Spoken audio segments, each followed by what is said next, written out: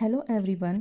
आज के वीडियो में हम पढ़ेंगे एक बहुत ही सुंदर कविता है क्लास 10th की, a tiger in the zoo. और इसके पोइट हैं लेस्ली नॉरिस, जिसको हम पूरा विस्तार से समझने वाले हैं। तो चलिए बिना किसी देरी के शुरू करते हैं। स्टेंजा वाइज हम पढ़ने वाले हैं। So let's start. He stalks in his vivid stripes the few steps of his cage on pads of velvet quiet in his quiet rage. Stalks क्या होता है?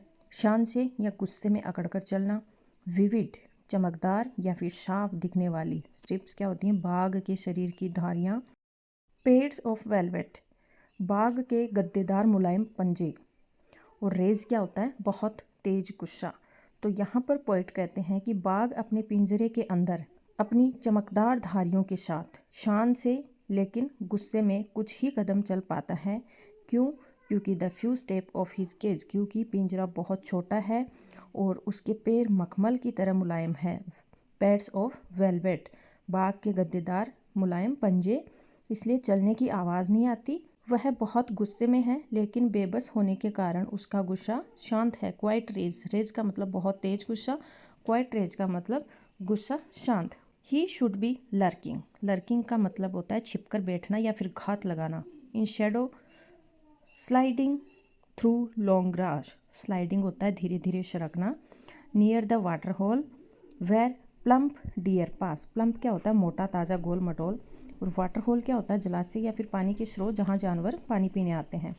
तो पोइट कल्पना करते हैं कि अगर यह बाघ आज़ाद होता तो इसे जंगल में किसी साए या पेड़ की छांव में छिपकर बैठना चाहिए था। लर्किंग का मतलब छिपकर बैठना चाहिए था। इसे नदी या तालाब के पास लंबी घास में धीरे धीरे स्लाइडिंग, धीरे धीरे खिसकना सरकना चाहिए था, ताकि वहाँ पानी पीने आने वाले मोटे ताजे हिरणों प्लम्प डियर का यह शिकार कर सके। He should be snarling, snarling का मतलब क्या होता है? घुर्राना। Around houses and the jungle's edge, edge क्या होता है? किनारा। Baring his white fangs, baring का मतलब होता है दिखाना या फिर खुला छोड़ना। और फैंक्स क्या होता है? आगे के नुकीले दांत। हिज क्लॉज, क्लॉज क्या होता है? पंजे या नाखून। टेरराइजिंग द विलेज, टेरराइजिंग मतलब डराना या फिर आतंकित करना। तो स्नाल्स का मतलब होता है गुस्सा जाहिर करना होता है। कवि कहते हैं कि आज़ाद होने पर इस बाघ को जंगल के किनारे बसे गाँव के घरों के आसपास गुर्राना चाहिए था। अपने सफ़ेद नुकीले दांत और पंजे दिखाकर ग्रामीणों को डराना चाहिए था। यह उसका प्राकृतिक स्वभाव है। But he is locked in a concrete cell, concrete का मतलब सीमेंट या फिर पत्थर से बनी हुई सेल यानी वो सलाखें। His strength behind bars, bars होता है पिंजरे की सलाखें। Stalking the length of his cage ignoring visitors, लेकिन असलियत क्या है कि वह कंक्रीट की एक कोठरी में बंद है। सेल का मतलब कोठरी होता है। उसकी सारी ताकत शक्ति अब इन सलाखों के पीछे कैद हो चुकी है।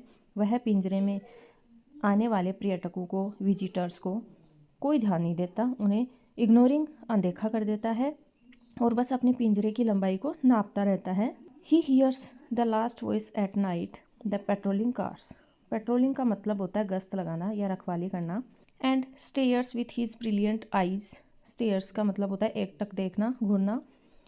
एट द ब्रिलियंट स्टार्स, तो रात के समय वह चिड़ियाघर में आखिरी आवाज़ सुनता है। और वह आवाज़ किसकी होती है? पेट्रोलिंग कार की होती है, जो रखवाली करने वाली गाड़ियाँ आती हैं उनकी होती है।